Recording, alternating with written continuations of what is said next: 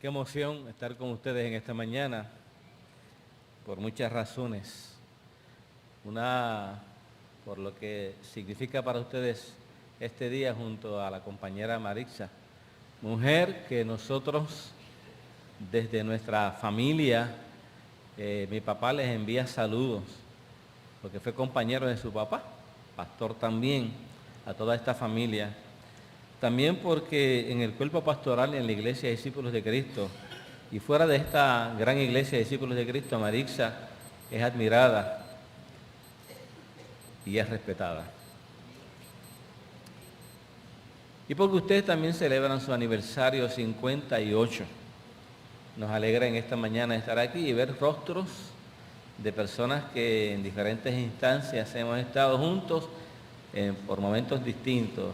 Ángeles, te recuerdo en el viaje a Israel. Qué bueno. Ella era chispa de aquel viaje. Y me dice la pastora, todavía tiene chispa, ¿sabes, Justina?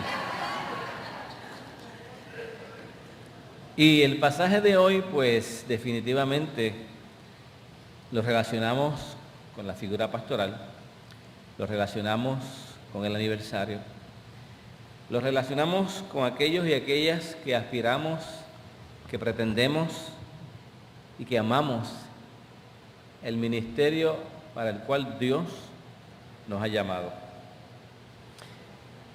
Nada de lo que acontece en nuestra vida, de lo que pensamos, sentimos y hablamos, tiene su origen y motivación en el vacío. Todo está atado, conectado y relacionado a otras vivencias y experiencias de vida. De ahí los rechazos, de ahí las simpatías, conscientes e inconscientes, que en muchas ocasiones tenemos o nos tienen y que a veces no encontramos explicación para ellas. El relato bíblico que hoy compartimos tiene mucho de eso. Los encuentros de Jesús con las autoridades del momento, llámense religiosas, económicas, sociales, políticas, póngale el nombre que quiera. En su mayoría fueron encuentros incómodos con ese tipo de personas, en ocasiones de mucha confrontación, en otras de acusaciones, señalamientos y cuestionamientos. Los fariseos y otros líderes decían que Jesús tenía demonios, que era un vago, que era un comelón, que era un bebedor. A mí me lo han dicho, Marisa. Yo espero que a ti no. Mientras Jesús los acusaba de hipócritas, de sepulcros blanqueados, y a Herodes en una ocasión se atrevió a decirle zorra. La cosa entre Jesús y los líderes del momento estaba caldeada. Al celebrar este aniversario y mirándonos y mirándose ustedes 10 años adelante, 2025, no vivamos con la ilusión o idea romántica que todo el mundo nos va a creer, con la idea de que todo el mundo simpatiza con lo que hacemos, decimos. No se asusten, a Jesús también se lo hicieron. Eso le costó a Jesús y a sus seguidores mucho trabajo, dolor y sufrimiento. Y esto quiere decir que todas las personas, hombres y mujeres, líderes, jóvenes, adultos, que de alguna forma u otra estamos insertados en los ministerios, sea pastoral, sea educación, sea evangelístico, sea administración, servicio,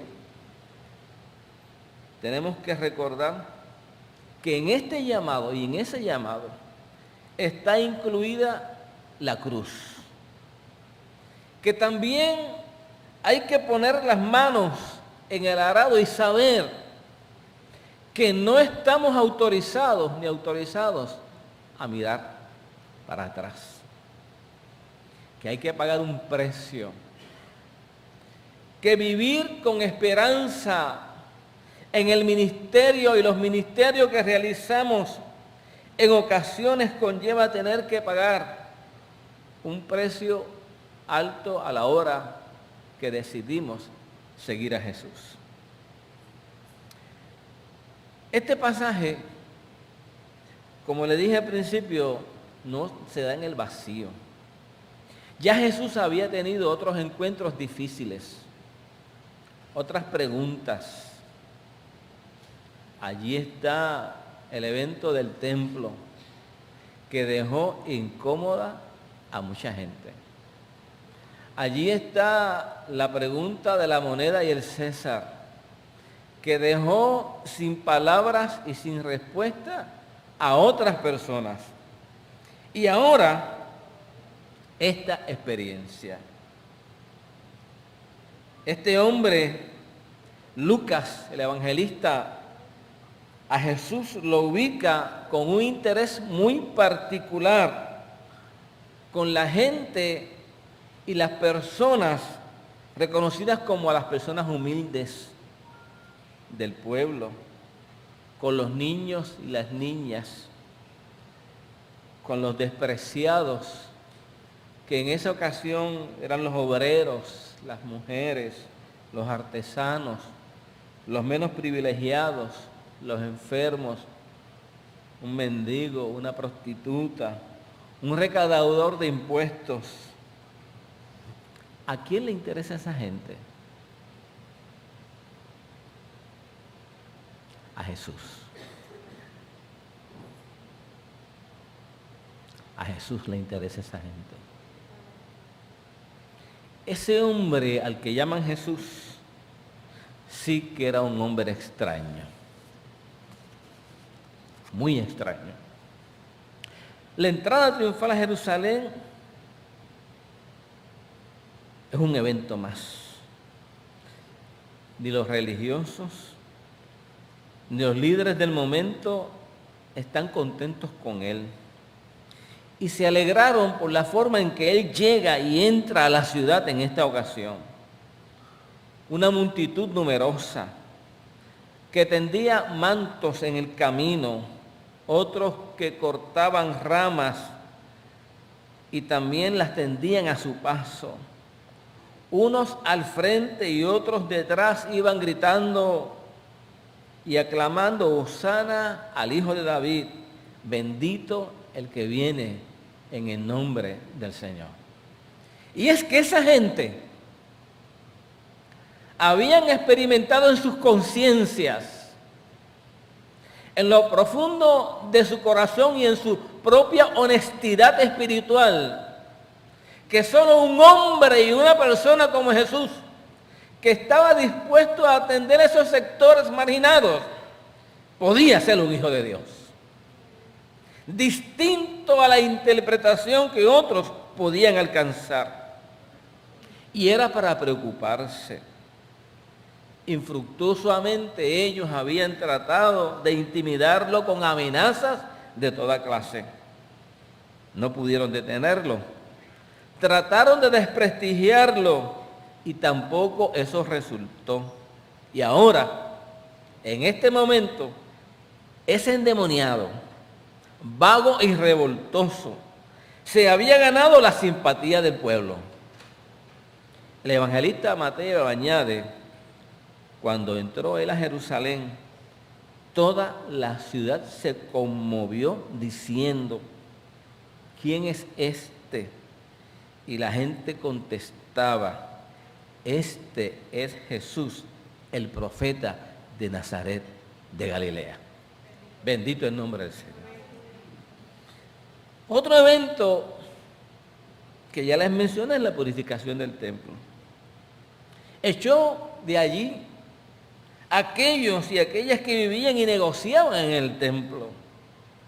Les llamó ladrones y le viró las mesas de las negociaciones. Sin que eso fuera poco, permitió que el templo entraran los miserables y apestosos, los cojos, los ciegos, y allí los sanó. Bendita acción de misericordia y de fraternidad frente a la mesa de los cambistas. Los principales sacerdotes y los escribas, al ver esto, en lugar de alegrarse, se indignaron. Y por lo tanto, deciden preguntarle a Jesús la razón de los hosanas. ¿Por qué la gente te dice estas cosas? A lo que Jesús le contesta citándole y recordándoles el Salmo 8 que ellos sabían de memoria. ¿Nunca leíste? De la boca de los niños y de los que maman perfeccionaste la alabanza. Y dejándoles, algo así como ignorándolos o rumiando lo que recibieron, salió fuera de la ciudad. Ese estilo de confrontar, dejarlo y seguir caminando. La pregunta es esta: ¿con qué autoridad haces todo esto? ¿Y con qué autoridad dices todas estas cosas? Tenían ellos en cierta medida el derecho de preguntar sobre esa autoridad. Pues al fin y al cabo, eran los líderes del momento. Y les tocaba a ellos interpretar la ley y aplicarla. Pero hay algo que no le cuadra a Jesús, y es su hipocresía. Es su oportunismo, la injusticia con el cual esta gente trataba a los demás y esa falsa apariencia de bondad. Tanto el puesto como el nombramiento a ellos les quedaba grande.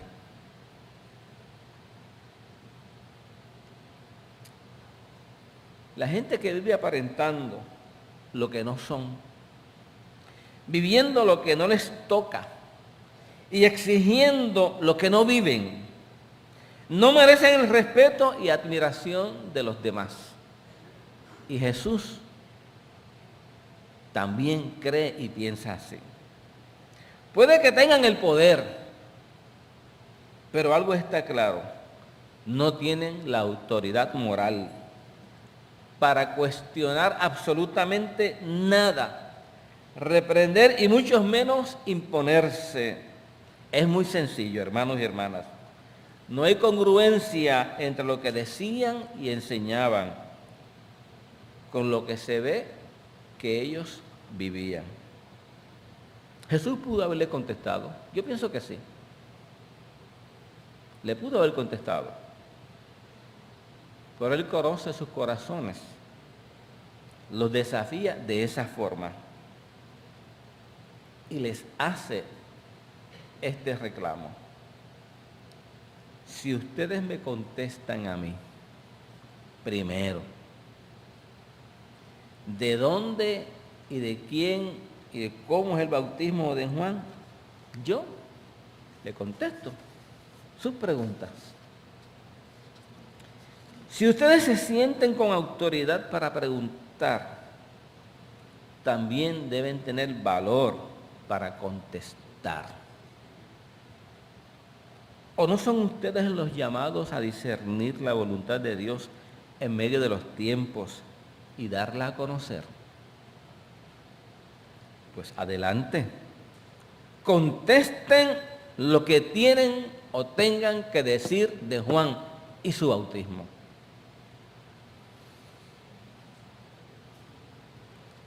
Adelante. La gente está esperando contestación. Y no es la mía, es la de ustedes. ¿No se jactan ustedes de ser los que dirigen la vida religiosa del pueblo? Pues, ¿qué tienen que decirle al pueblo sobre el movimiento del Espíritu que hemos visto en Juan? ¿Es del cielo o de dónde es? Si ustedes son los que ofician la acción religiosa y sacramental, contesten, pero háganlo públicamente. Los que se bautizaron en el río Jordán, y entre ellos estaba Jesús. Él se incluía en la pregunta. Los que se bautizaron con Juan en el río, ¿qué clase de gente eran? ¿Qué clase de religiosos eran? ¿Cuál era su espiritualidad? ¿Quién es su Dios y cuál es su doctrina? Se escucha un silencio. Honorables señores de autoridad, ¿quieren o pueden contestar? ¿Quieren o pueden contestar? Sabemos, no podían, no tenían la autoridad para hacerlo. No podían porque eran hipócritas y no lo disimulaban. Había descaro en sus acciones y vivían contentos con eso. No podían porque eran cobardes y tenían alianzas con los en el estatus y la indefinición y el prestigio. Tenían comprometida su palabra con los que oprimían al pueblo a cambio de favores políticos y su tranquilidad egoísta.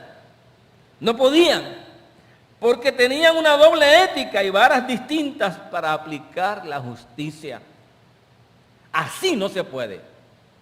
No podían. No podían porque conociendo las Escrituras, las torcían y las obedecían después que las torcían. En fin, no eran honrados. Amaban el poder, la comodidad, los lujos, los lugares cómodos, los banquetes y las muchas luces. Viven del halago y del culto a ellos mismos, a ellas mismas. Buscaban y amaban más la gloria propia que la gloria de Dios.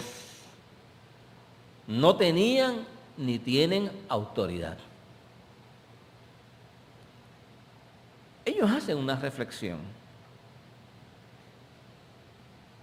Después de tantos años de institución, porque era una institución,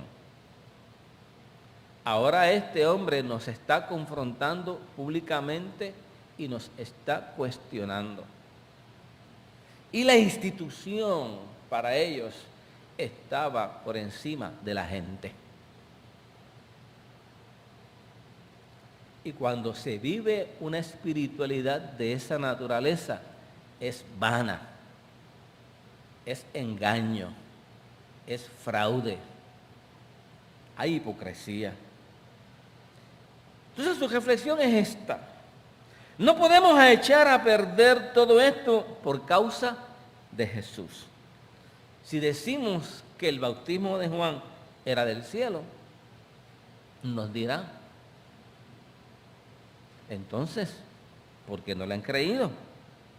Si decimos que no era del cielo, nos buscamos un problema serio y un pleito con la gente porque la gente tenía a Juan como profeta. Sencillo, no digamos nada. No sabemos. Oportunistas. Puros oportunistas. ¿Cómo que no saben? ¿Cómo aspiran a un liderato? ¿Cómo aspiran a una autoridad que no están dispuestos a respaldar con una ética y un compromiso serio? Pues si no saben siendo líderes, entonces no merecen que se les conteste nada tampoco a ustedes. Para eso sí hay que tener autoridad. Yo tampoco le diré con qué autoridad hago lo que hago, enseño lo que enseño, practico lo que practico. Digo lo que digo, con quién me junto y dónde me meto. Mi vida está clara ante el pueblo, la gente sabe dónde yo estoy, con quién camino, con quién como, dónde descanso. Pero la gente no sabe dónde ustedes hacen estas cosas. Mi vida está delante del pueblo. Y ustedes pueden decir lo mismo. Es muy duro y doloroso quedarse sin la respuesta de Dios o sin Él como nuestro argumento cuando queremos justificarnos delante de los demás. Es muy triste que teniendo oídos no escuchamos la voz de Dios, que teniendo ojos no vemos su obra y teniendo inteligencia no entendamos. Pero ahí también sucede algo bien interesante. Ellos no son los únicos que preguntan. De momento a Jesús le llega otra pregunta, pero no de los que estaban allí, se la enviaron a hacer. Y a esa pregunta Jesús decide contestar. Esa persona estaba presa. El gobernador lo había mandado a apresar. Ese hombre era una amenaza a la conciencia y la injusticia criminal de aquel gobernante. Él por su cuenta lo declaró culpable, siendo inocente. Lo metió preso y mandó a decapitarlo. Ese fue Juan el Bautista, del mismo del cual Jesús hacía la pregunta, ¿de quién es su bautismo? Para ellos, Juan era un disidente. ¿Saben que ahora, como si no te pueden acusar de terrorista, adúltero, ladrón o comunista, te dicen que eres disidente? Pues Juan era un disidente. Jesús era otro disidente. Y la pregunta que Juan le manda a hacer a Jesús es esta. ¿Eres tú o esperamos a otra persona? ¿Eres una broma más? ¿Un engaño más? ¿Eres igual a otro fariseo? ¿Eres otro religioso más que se añade a la lista que ha cargado y ha cansado las esperanzas del pueblo? Juan estaba preso, pero Jesús sabía que él estaba allí injustamente. Jesús sabía que Juan estaba allí porque no quiso tapar la mentira y el pecado del gobernante. Estaba allí porque era un hombre de principios altos, tan altos que no los podían ver, entender y escuchar. O eran tan amenazantes que decidieron acabar con él. Era un hombre de valores santos. Y la gente de valores santos no se vende, ni se presta para cosas injustas. Mejor van presos o mueren, pero no se venden. Y a Jesús le gusta la gente así, porque él era así. Para tener autoridad frente a Jesús hay que ir caminando por ese caminito estrecho, a veces sumamente incómodo. Y Jesús a este sí le decide contestar. Interesante, ¿verdad? Al que estaba lejos, preso, al disidente. A ese Jesús le contesta y le manda a decir a Juan, dígale a Juan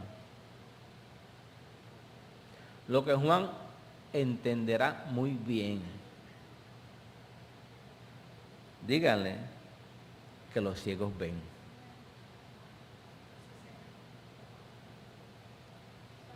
A los hombres y a las mujeres que andan en oscuridad, que andan tanteando para tomar decisiones en momentos difíciles, Para los pueblos que andan engañados, que andan ciegos porque los han engañado. Dígale a los ciegos físicos y emocionales y socialmente, dígale a Juan que esas personas comenzaron a abrir sus ojos. Dígale a Juan que los cojos andan. Que todas esas personas que son criticadas y señaladas como imperfectas, pecadoras, que no tienen espacio y lugar porque tienen un defecto, dígale que esa gente conmigo caminan y yo camino con ellos. Dígale a los marcados socialmente, porque son marcados por sus pecados, porque son hombres y mujeres de carne y hueso, que han reconocido su humanidad y han vivido frente a ella, reconociéndola. Dígale a estos leprosos que ellos en mi palabra son restaurados y sanados. Bendito el nombre del Señor. Dígale que los que antes no querían escuchar porque se sintieron engañados, traicionados, comenzaron a abrir los oídos. Dígale a Juan que estos comenzaron a oír y oyen en silencio y oyen con humildad y oyen con respeto y oyen con autoridad. Dígale a Juan que los muertos para los cuales no había esperanza están resucitando. Y a los pobres, a los que nadie da nada por ellos porque son pobres, porque nada tienen que ofrecer, a ellos también se le anuncia el Evangelio. Juan, lo que viste en el Jordán, en mi bautismo hoy se cumple. Yo soy el que ya había de venir y no hay que esperar a nadie más. Ahora imagínense y hagamos este ejercicio. Que nosotros estamos allí, que somos parte del pueblo. Y que en un momento mientras Jesús dialogaba con aquellos hombres, se mira y también nos mira a nosotros. Que lo mira a usted, al otro, a la otra.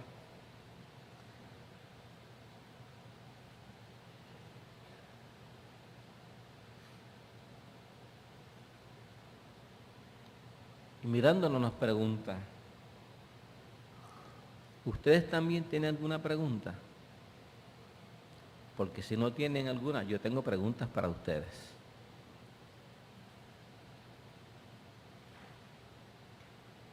Después de aquel encuentro, estaba todo el mundo calladito la boca. ¿Quién se atreve a preguntar? Frente a una figura de tanta autoridad.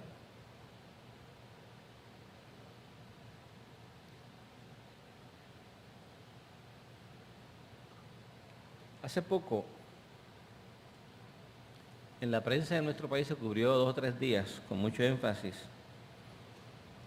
que la Alianza Religiosa Ecuménica está preparando una marcha para el 7 de noviembre, creo que es, para hacer unos reclamos al gobierno de Estados Unidos para que nos trate en igual de condiciones en el trato del seguro social.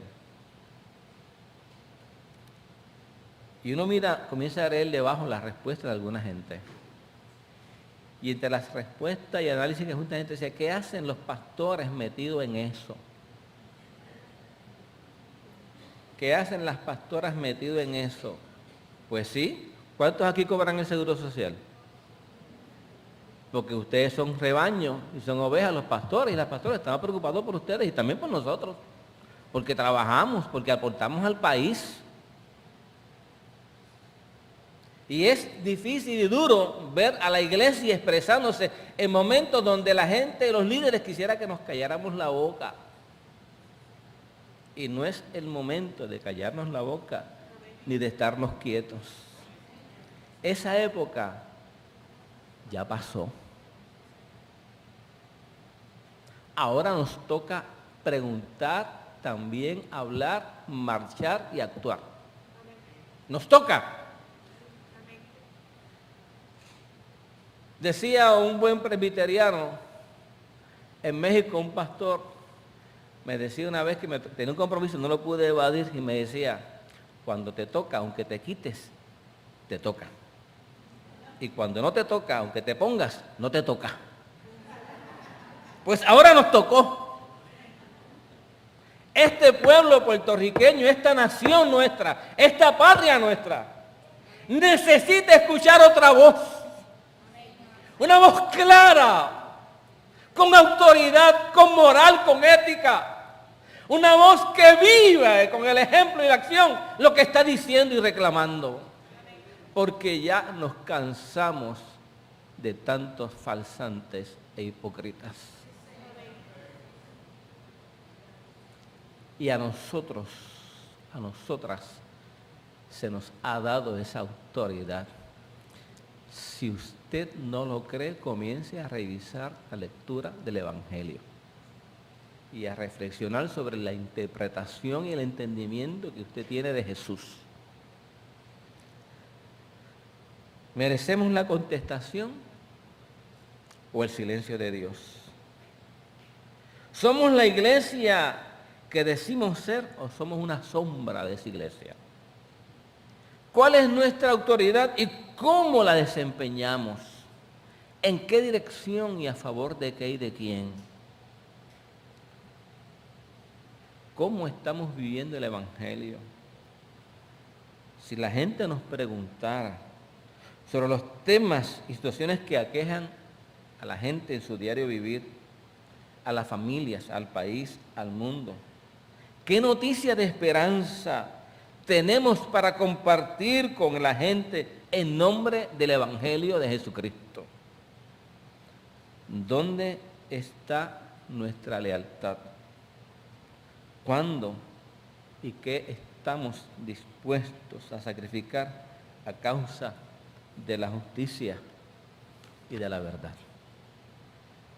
Entonces, cuando volvamos a preguntarle a Jesús, Él decidirá por nuestra autoridad si nos contesta o no.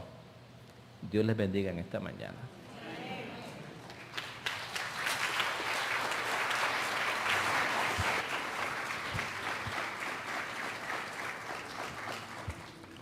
Aunque parezca una expresión quizás trillada, me parece pertinente decir en este momento, el que tiene oídos para oír, oiga lo que el Espíritu dice a la iglesia. Agradecemos al reverendo Justino Pérez Ojeda por sus palabras en esta mañana. Y tenemos entre las muchas preguntas que nos podemos hacer, a los pies de quién nos estamos presentando. Solamente a los pies del Señor podemos recibir paz y dirección para nuestras vidas, y ya recibimos ese mensaje de forma cantada en esta mañana. Así que muchas gracias al reverendo Justino Pérez y sigamos profundizando en este mensaje de esta mañana. Ustedes saben que yo siempre digo que hay asignaciones, ¿verdad que sí? Así que todo estudiante tiene que irse a su casa con una asignación. Y ya el Señor nos está dando esa listita de las asignaciones que tenemos a partir del culto de esta mañana.